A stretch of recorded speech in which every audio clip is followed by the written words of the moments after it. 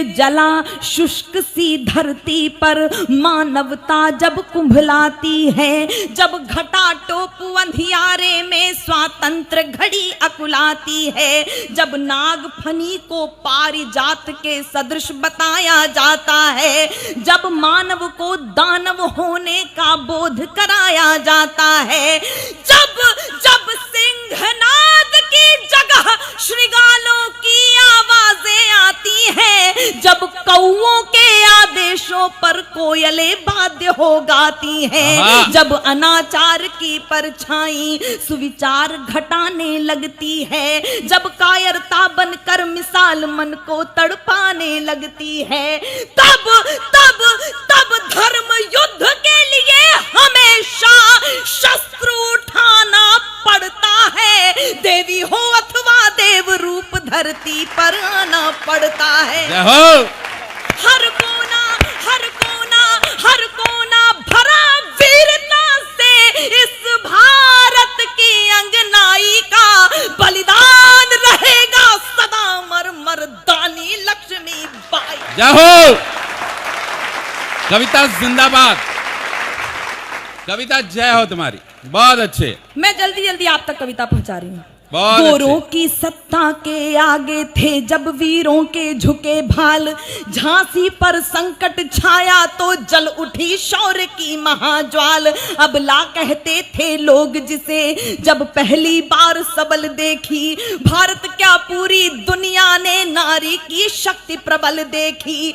लेकर कृपाण संकल्प किया, उस देवी का घोषणा पत्र बांटने और इस मिट्टी के प्रति कितना अनुराग होना चाहिए हमें बता दिया था उसने। लेकर कृपाण संकल्प किया, निज धरा नहीं बटने दूंगी, मेरा सिर चाहे कट जाए अस्तित्व नहीं घटने दूंगी। जय हो। पति पति परम धाम को चले गए, मैं हिम्मत कैसे हारूंगी, मर जाऊंगी समरांगण में या तो गोरों को मारूंगी। बहुत अच्छे। त्यागे श्रृंगार अवस्था के रण के आभूषण धार लिए, जिन हाथों में कंगन खन के उन हाथों में हथियार लिए। शिशु पृष्ठ भाग पर बांध लिया, आपके सम्मुख अधिक जीवंत हो जाएगी ये प्रतिमा। शिशु पृष्ठ भाग पर बांध लिया, वल्गाएं साधी दांतों में, फिर घोटक पर होकर सवार गहलिए खड्ग निज हाथों में। जब तक मही शेष शीश पर है, जब तक मही शेष शीश पर है उदाहरण तरुणाई का, बलिदान रहेगा सदा मरदानी लक्ष्मी बाई। जय हो।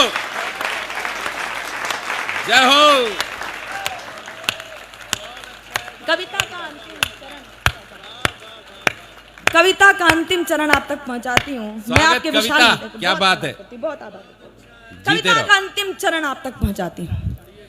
गोरों की सेना पर रानी, गोरों की सेना पर रानी दावानल बनकर छाई थी, रणचंडी ने खप्पर भरकर तब अपनी प्यास बुझाई थी। उड़ चला पवन के वेग पवन, बादल बादल बन बरस गया। पवन और बादल नाम के दो घोड़े, वैसे सारंग भी एक घोड़ा था लेकिन दो घोड़ों का उल्लेख है। उड़ चला पवन के वेग पवन, बादल बादल बन बरस गया। चपला समतलवारें चमकी, दुश्मन पानी को तरस गया। रण बीच अकेली डटी रही। इस विद्वत समाज में एक प्रश्न अचानक उछल पड़ता है कि वो अकेली क्यों रही। मुझे कहने दीजिएगा, राजनीति कुछ भी करती हो, लेकिन आप सब भी जानते हैं यदि तत्कालीन ग्वालियर नरेश ने महारानी लक्ष्मीबाई का साथ दिया होता तो हम कब के आजाद हो चुके होते। ये सच्चाई है।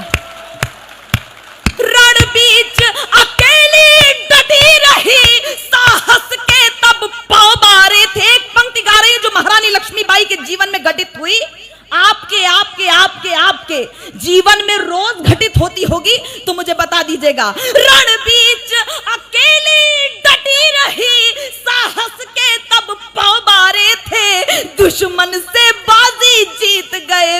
हम अपनों से हारे। जय हो, जय हो, जय हो, जय हो, जिंदाबाद, जीते रहो।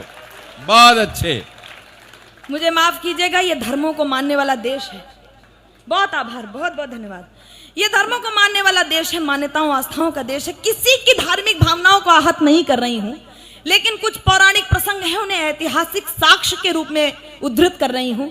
अपनों से हारने की परंपरा कहां से चली आ रही है, सिर्फ उदाहरण के रूप में लीजिएगा, सिर्फ उदाहरण।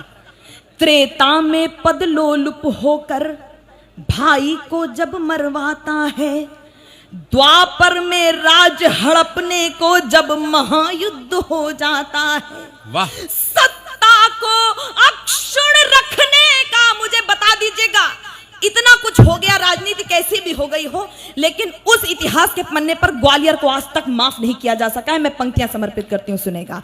त्रेता में पदलोलुप होकर भाई को जब मरवाता है, द्वापर में राज हड़पने को जब महायुद्ध हो जाता है, सत्ता को अक्षुण्ण रखने का जब लोभ मोह जग जाता है, तब गद्दारी का कुटिल दाग उसके माथे लग जाता है। जय हो। और अंतिम पंक्तियां पढ़कर विदा चाहती हूँ। मुझे कैसे आप विदाई देंगे मैं नहीं जानती, लेकिन आप स्वागत। इतिहास इतिहास